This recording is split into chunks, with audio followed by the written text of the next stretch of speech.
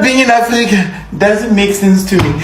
I think it's safe to say that there are a few Africans growing up who genuinely thought that Jamaica was in Africa. Guys, do you know that there are people who think that Jamaica is in Africa? Like, serious. And, you know, sometimes some people say some things and you say, oh my God, why would you think that? That's so stupid. Like, it makes sense that you would think Jamaica is in Africa. Growing up, I used to think that Jamaica was part of Africa. I'm a Nigerian myself, and I don't know why. I always just thought that Jamaica was somewhere in Africa. I don't know why. Hey everyone, and welcome back to my YouTube channel. So I have a question for you guys. Have you ever looked at a map and realized something you thought was true your whole life was actually a complete misconception? Well, that's exactly what's been happening to people across the African continent in a moment that's gone viral and created a huge conversation online. And a lot of Africans are discovering for the first time that Jamaica isn't actually in Africa. That's crazy. And the reactions have been really incredible. Everything from the total shock and confusion to a profound sense of shared identity and even a bit of an identity crisis. This is not about a geography lesson gone wrong. It is about a deep unspoken connection that has transcended time and distance, one forged by ancestral memory and the powerful influence of Jamaican culture, music, and activism. So guys, throughout this video we're going to talk about why this misconception is so widespread and what it reveals about the deep ties between Africa and its diaspora. We'll explore the spiritual bonds, the shared struggles, the cultural landmarks that have made this connection so powerful. But before we go into this, if you love this content that sparks conversation, makes you think and connects us all, make sure you hit that like button, subscribe to the channel, and leave a comment down below. Let me know your thoughts, and don't forget to share this video with someone who needs to see it. Now let us take a look at these clips that started this conversation, and then I'll be back to discuss everything with you all. This is spiritual. The love Africans have for Jamaicans, it's really spiritual, people. I know a lot of you are going to think that's crazy, but that is true. It's like you cannot convince an African at some point in their lives that Jamaica is not an African country. They will literally pull out pictures of Jamaicans and they'll say, yeah, and they are African. Then you'll say to them, okay, point where they are in Africa, and then they'll be all blank and they'll be traumatized when they discover that Jamaica is actually an island in the Caribbean. I was traumatized when I discovered that, so I'm talking from experience. So then my ancestors say to me, it's spiritual. The connection between Jamaicans and Africans is spiritual. That connection that broke between African Americans and Africans because of slavery did not break with Jamaicans. It remained like the cord, the umbilical cord between the Africans and the African Americans.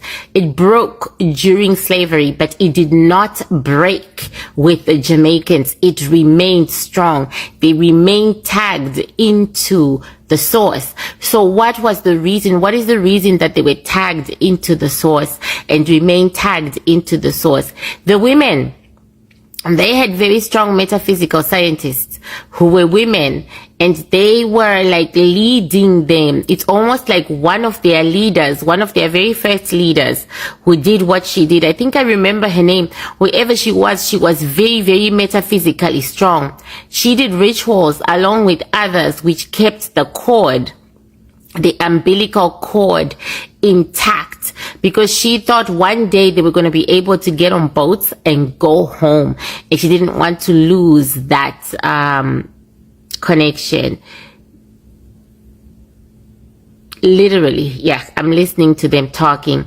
Literally, that's why for Africans, Jamaica is in Africa no matter what. It's a spiritual connection that has remained over hundreds of years. I think it's safe to say that there are a few Africans growing up who genuinely thought that Jamaica was in Africa. And I am guilty. I am one of those people who genuinely thought Jamaica was an African country. And I remember growing up, my dad used to play Bob Marley so much. And on top of that, the vinyl, we used to call it LPs, the cover was clearly a black African man. So it didn't make sense that if anyone had to tell me, no, this man is not in Africa or from Africa, you know, he's obviously African, but that Jamaica's not in Africa, made no sense. But I know better now, guys. Guys, do you know that there are people who think that Jamaica is in Africa? Like serious. And you know, sometimes some people say some things and you say, oh my god, why would you think that? That's so stupid. Like it makes sense that you would think Jamaica is in Africa. Like we were talking about flights and she was like, what's the flight time to go home? So I said like 4 hours, 4 hours and 20 minutes, you know. She said 4 hours and 20 minutes Africa. I said Jamaica is not in Africa. Jamaica's in the Caribbean. And I mean, yes, like that is widely known that Jamaica is in the Caribbean, but it makes sense.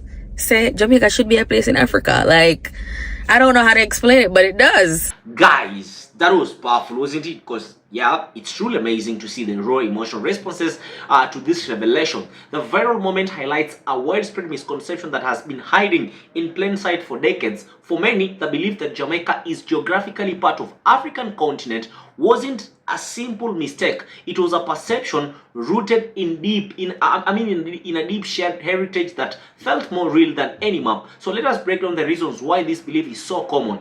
Talk about the shared heritage. No, this is not just a simple geographical error. It is a powerful example of how shared historical and cultural override factual knowledge. The sense of shared heritage between Africans and Jamaicans is so profound that it often makes the thousands of miles between them feel non-existent. At its core, this connection is driven by ancestral memory. The history of the transatlantic slave trade is a wound that runs deep. Jamaicans are the direct descendants of enslaved Africans who were forcibly removed from the continent and dispersed across the Caribbean. Their bloodline and history literally lives on in their skin, their rhythm, and their pride. When people say they feel Jamaica is part of them, they are not being figurative. They describe it as ancestral memory speaking and cultural DNA screaming through generations. It is an inherited sense of belonging that is far more powerful than a line on a map. This is not just about history. We're talking about a profound spiritual connection, and unlike what happened with other African diasporas during the slave trade, it's believed that that the spiritual umbilical cord between Africans and Jamaica remains intact. Stories passed down through generations speak of powerful metaphysical women leaders who performed rituals to ensure this bond would never be broken, with the hope that one day their people could return home. This spiritual link has created an unspoken bond between Africans and its diaspora that transcends borders and unites them in a way that feels almost supernatural. But it's not all just about memory and spirituality. It is also about the shared culture and identity, because for generations, Jamaican music, culture, and its activism have been a beacon of black pride for the entire world. Think about it. How many African school children grew up listening to Bob Marley? I'm a good example. Singing like the One Love and feeling the power of this message, you know. How many people on the continent embrace dreadlocks just as a hairstyle but as a symbol of resistance and shared heritage? These are my looks coming up, guys. The music artists like Bob Marley, Buju Banton, we have Damian Marley. It is not just entertainment. It is perceived to convey a sense of shared pain, shared resistance, and even power, which makes the geographical distance between them feel irrelevant. This connection is not just about feeling good, it is about global black identity and shared struggles. The bond signifies that black pride knows no borders. The shared experience of oppression, resistance, and the ongoing fight for liberation has created a collective identity that is stronger than any political or geographical boundary. And there's the cultural expression that plays a profound and a central role in fostering this identity. Music and symbols activism, not just forms of art. They are powerful conduits that bridge geographical divides and keep the torch of African pride alight across the diaspora. It's music more than anything else that serves as a unifying force. And Jamaican music deeply resonates across Africa, articulating a collective experience of shared pain, shared resistance, and even power. Talk about the cultural symbols like the dreadlock I've mentioned before are embraced by Africa as a symbol of resistance, further cementing a sense of shared heritage. The fact that Jamaicans have consistently used their music, culture, and activism to celebrate Black heritage shows that cultural expressions are a vivid manifestation of a shared past and ongoing identity. Now, guys, let me tell you something. When Africans discover that Jamaica isn't in Africa, the reactions are often more emotional, and it can lead to shock, confusion, frustration, and even a form of identity crisis. I'm part of that group, by the way. This is not just a strong reaction, highlights a significant gap in our educational systems. Lack of proper teaching about the African diaspora has created a situation where geographical facts are presented in isolation from historical context. And to truly address this, we need to make some key improvements in how we educate future generations. We need to implement more, more comprehensive and nuanced education about the African diaspora. This means teaching the history of the transatlantic slave trade, not just as an event, but as the origin history of our diasporic communities. There needs to be a call for better Pan-African education in African schools that delves into the shared history, struggles, and global Black identity that connects people of African descent worldwide. Educational curriculum should also acknowledge and explore the spiritual and cultural connections that transcend physical distance. And by incorporating discussions on the resilience of cultural ties and how Jamaicans have carried the torch of African pride, education can offer a rich understanding of these enduring bonds.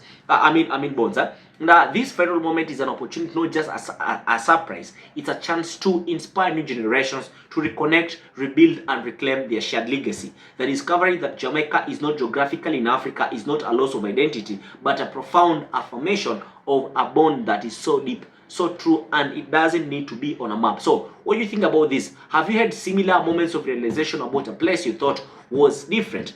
Let me know in the comments below, and thank you for watching. Guys, let us meet in my next video. Peace out.